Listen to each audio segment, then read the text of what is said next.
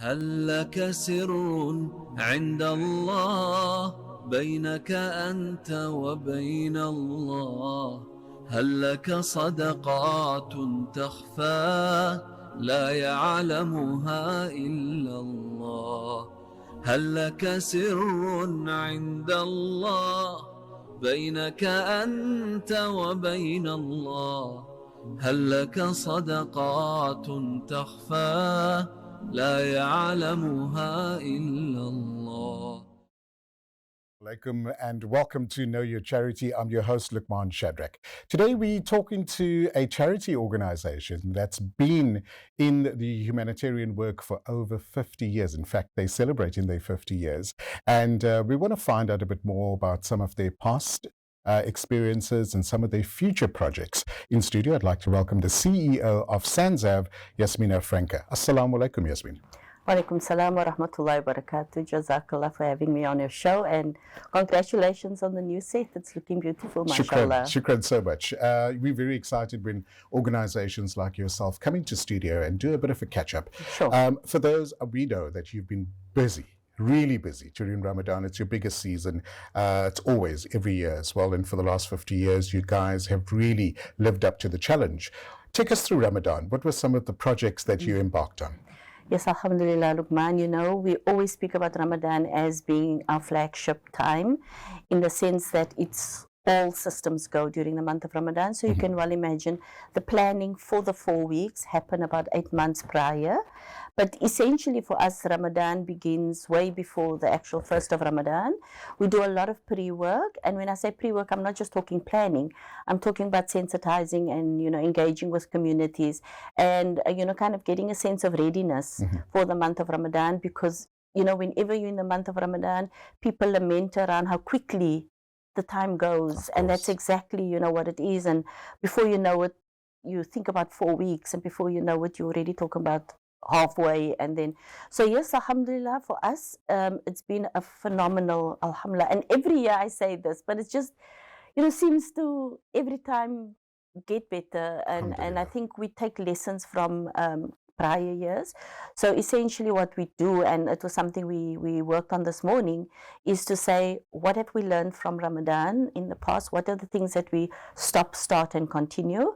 And we document that, and that's the first thing we do when we start planning, is to look at and just refresh our own memories on what worked, and we start off with that as a starting point. So yes, the month of Ramadan for us started with quite a significant amount of pre-Ramadan events.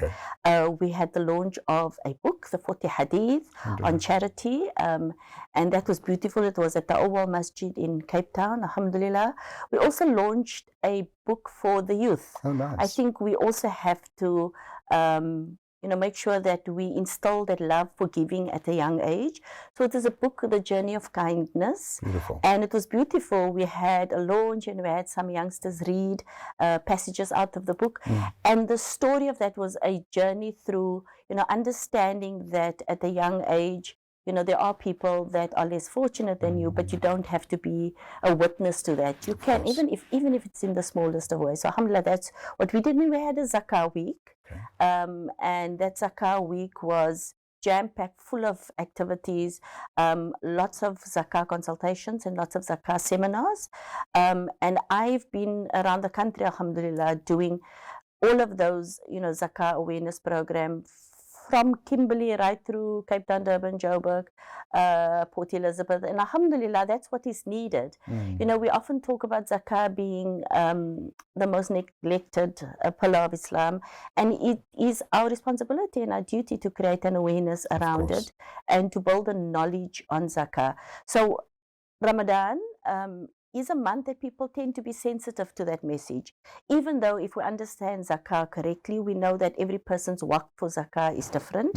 It is related to when they reach the nisab and, the whole, and all of that is a program on its own. So every person's waqf for paying their Zakah is a different time.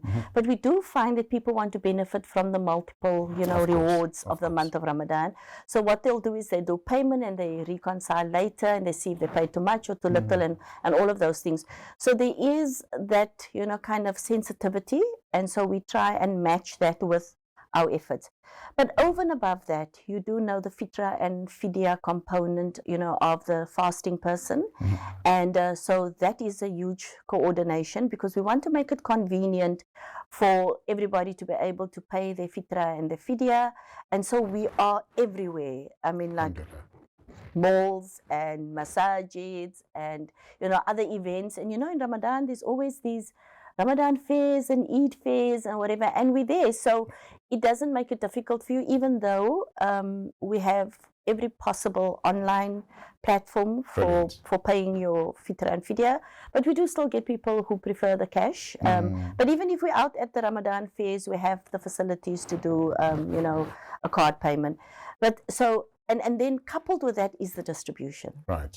So, and that's the heartwarming part of it, where we were able to, in the month of Ramadan, distribute 900,000 whole meals through our iftar and suhoor feeding schemes. We were also able to distribute 50,000 hampers during the month of Ramadan, and that was also both for Ramadan, in the sense of giving families who do not have something to start the day off, but also something to break the fast if they're not coming to the masjid that serves iftar meals. And then also attached to that is the Eid hamper. Nice. So the fitra hamper.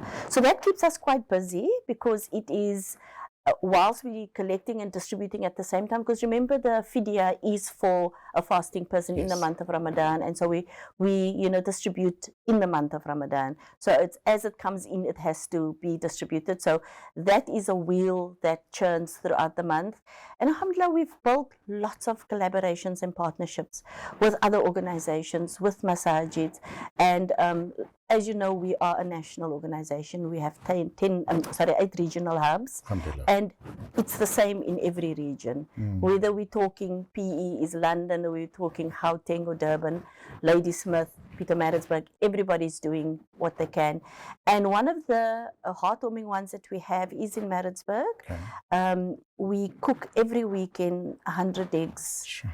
And that's kind of where, we can talk about those 50,000 and 900,000 part of our feeding, because in our office precinct, we have the likes of some organization that does it on Eid morning. Yes. We do that every weekend. So there is the part that deals with what is needed in the month of Ramadan, and there's the part that lays the foundation for the balance of the year.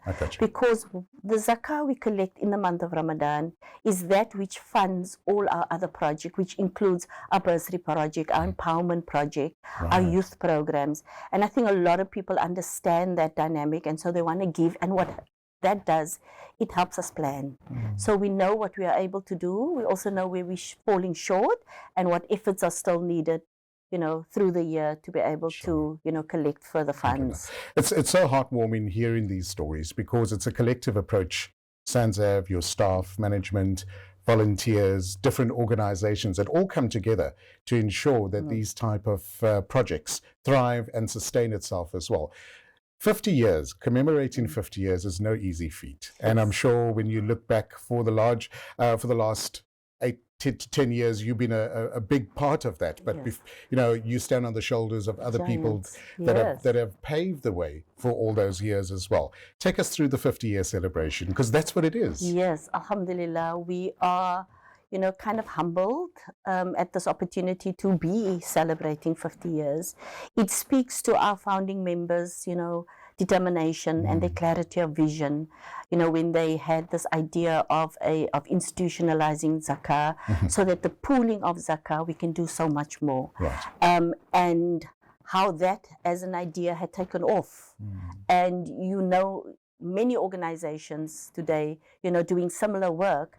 And so it was kind of the beginning of a new era for all of us in South Africa. And alhamdulillah, it started off with 2 offices, one in the north, at that time it was still Transvaal, and the office here in Bridgetown, under, at that time, the leadership of Sheikh Faik Khamildin. And we've grown since then. We've grown to the point that we are now 27 offices in 8 different hubs. Okay. I think that's a wonderful achievement, knowing that the growth from where Sanzaf started, 2 offices growing to 8, and also I think it epitomizes the need that is out there that you need to cater or would like to cater to that need as well. Any special events coming up through the year? We're in May already. Can you believe it? What can we expect for the rest of the year? So we already started our celebration in January. That's how excited we were, even though our official birthday was the 12th of April. Okay. But alhamdulillah, in January, when everybody started getting back to work and kind of like the economy started to tick over, we went to the public with just a kind of a new look and feel, just to something that marks this occasion. So we rebranded, we came up with a new logo, we entrenched our slogan, we, coupled with that, made our website a lot more user friendly. And from there, we, kind of symbolized what we do through one day, every single office together, did a feeding scheme, and we served 500,000 people in one day. But that was just in the beginning, January, February. And in one day? In one day. The year? In one day, but coordinated across the country. That's amazing. Well done. Congratulations. Yes, so alhamdulillah, that was what happened already. And then in Port Elizabeth, we already started with, these gratitude events. Right. So we're wanting to obviously have like a gratitude get together to acknowledge everybody who's played a significant role, in particularly the history of Sanzaf. So Port Elizabeth was first to do that. They had a gratitude lunch, and it was beautiful because we, at that point, used that platform to drive home the message of zakah and the importance of upholding that third pillar. Alhamdulillah. Yasmina, thank you so much for coming into studio. It's always a pleasure doing a catch-up, and I think our audience and our viewers would appreciate the feedback and also the upcoming projects of how they can involve. What are the best methods to get hold of you? Okay, so for now, we are focusing on our financials. So we're going to be publishing that soon, our integrated report and Qurbani. So the best, to get involved and to see when this happens, and also to do your niyyah for Udhiyah, is the simplest way. I'm going to say www.sanzaf.org.za. And whatever campaigns we run, we try and put that prominently on the website. So I encourage everybody to engage with us. You can even find our various office numbers on our website. Brilliant. If you specifically want to hone in on an area.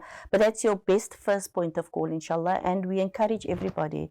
We can only succeed, when there's collaboration and partnership, and if the public support us, inshallah. And we forever grateful for the support that we have, been, I think, privileged to have received thus far. Alhamdulillah. Jazakallah so much. All the very best with your future projects, and may all grow from strength to strength, inshallah. Ameen. Jazakallah khair.